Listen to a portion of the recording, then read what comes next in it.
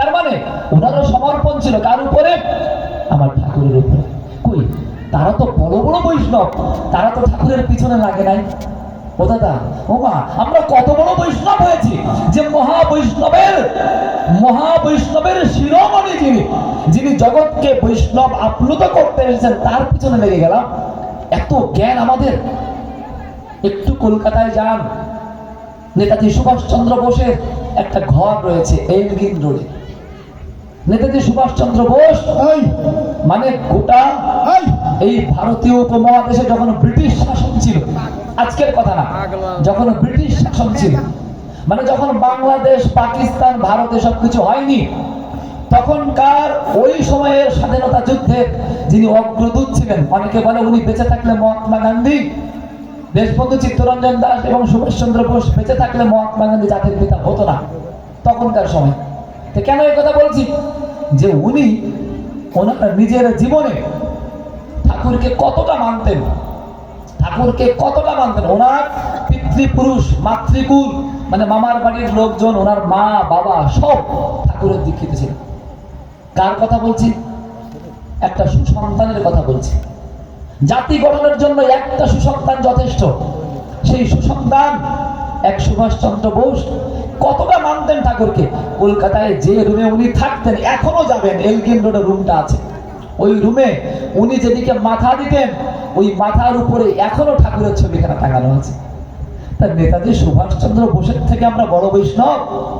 নেতাজি সুভাষচন্দ্র বোস যখন যুদ্ধে গিয়েছিলেন, বিশ্বযুদ্ধের সময় ইন্দোনেশিয়ায় গিয়ে জাপানের পক্ষে যুদ্ধ করে হেরে গিয়েছিল, তখন ভারতীয় সৈন্য জাপানের পক্ষে যুদ্ধ করে হেরে গিয়েছে, তখন ওখানকার সৈন্য যারা আমির খান সাপোর্ট ছিল, ওরা বললো কি, হ্যাঁ কি হলো, তোমরা ভারতীয়রা এসে সাপোর্ট করে হেরে গেলে, তোমাদের তো মাথা নিচু হয়ে গেল, শূন্য হাতে ফিরে যাচ্ছ তুমি সুভাষ।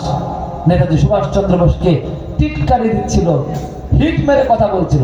নেতাজি সুভাষচন্দ্র বোস উত্তর দিয়েছিলেন, আমি সুভাষ কখনো শূন্য হাতে ফিরি না।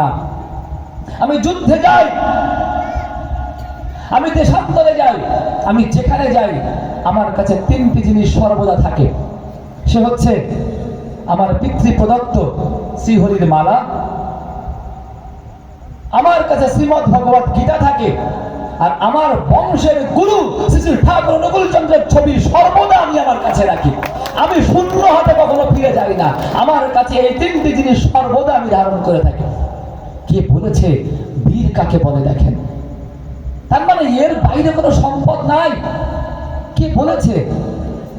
এর থেকে বড় বৈষ্ণব আপনি? জীবনের সর্বত্র যে কোনো কাজে আপনি শ্রীমদ্ ভগবত গীতা মালা ধারণ করেন। তিনি স্বীকার করেছেন কাকে? ঠাকুর অনুকূল চন্দ্রকে। কার কথা বলছি? নেতাজি সুভাষচন্দ্র বোসের কথা। ওই নেতাজি সুভাষচন্দ্রের বোসের মা প্রভাবতী দেবী একদিন প্রভাবতী মার ছবি তুলতে এসেছে, যে আপনার ছেলে এত মহান, আপনার বড় ছেলে শরৎ বসু, আপনার এই ছেলে সুভাষ বসু সব দেশের জন্য প্রাণ দিয়ে দিচ্ছে, এত বড় মহিয়ান আপনি, এত বড় মহিয়সী মা আপনি, বলেন তো আপনার সংসার জীবনটা কেমন ছিল, কি করে এত সুসন্তান আপনি লাভ করলেন? বলে দেখো, তা তো আমি জানি না, তবে এটুকু বুঝি তোমাদের বাবুর সাথে কোনো কারণে কখনো আমার মতের অমিল হয়নি। কে দিল এই শিক্ষা? কার শিক্ষায় এমনতর ভাবে সংসার গঠন করতে পারলেন প্রভাবতী দেবী? তার আপনজন, অত্যন্ত আপনজন, তার গুরুদেব বিশ্বগুরু যুগ পুরুষোত্তম ভগবান কল্কি অবতার শ্রী ঠাকুর অনুকূল চন্দ্র। তাই তো প্রভাবতী দেবী যেদিন সাংবাদিকেরা বললো যে মা তুমি এত বড় মা, এত বড় নেতা তোমার সন্তান, তোমার একটা ছবি তুলবো মা। ছবি তুলবে? ঠিক আছে বাবা বসো, আমি আসি। মা ঘরে চলে গেলেন। আমরাও যদি কেউ হঠাৎ করে ছবি টবি তুলতে চাই, আমাদের বেলুড়টি উৎসবে ক্যামেরা নিয়ে চলে আসছে বিবিসি নিউজ, সুকারিতারা ডাকছে, সুকারিতার গামছা আবার সুন্দর করে ড্রেস করে চলে। কেন?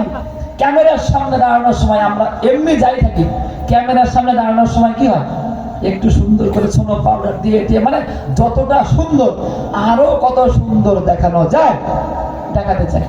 সাংবাদিক মনে করছে ইনিও হয়তো ঘরে ঢুকে একটু মেকআপ টেকআপ করে বেরোবেন, মানে ক্যামেরার সামনে ছবি উঠবে। মা কি করেছে? মা গিয়ে তার আসনে প্রণাম করে তার দয়াল ঠাকুরকে মাথার উপরে ধরে সাংবাদিকের সামনে বলছেন, বাবা এবার তোলো ছবি। বলে এ কি, আপনার মাথার উপরে ইনি কে? বলে আমার মাথার উপরে ইনি তো আমার সব, আমার জীবনের যা কিছু আছে তার সবকিছু এনার দেওয়া। ইনি না থাকলে আমি জীবনে সুভাষ পেতাম না, শরৎ পেতাম না, তো সংসার পেতাম না, আমার জীবন কিছু হতো না। তোমার যদি ছবি তুলতে হয় এনাকে মাথায় নিয়ে তোমার ছবি তুলতে হবে, ইনি বাদে আমার ছবির কোনো মূল্য নেই। ও বাবা, তুমি আমার ছবি দিয়ে কি করবে?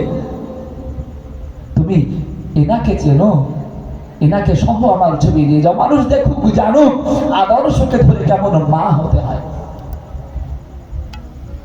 আমরা যখন পরিবার ভুলে গিয়েছি, একটা মা কেমন করে মা হবে তা ভুলে গিয়েছি, একটা সাধু কেমন করে সাধু হবে তা ভুলে গিয়েছি, একটা বৈষ্ণব কেমন করে বৈষ্ণব হবে তা ভুলে গিয়েছি, একজন মানুষ কি করে মানুষ হবে তা ভুলে গিয়েছি।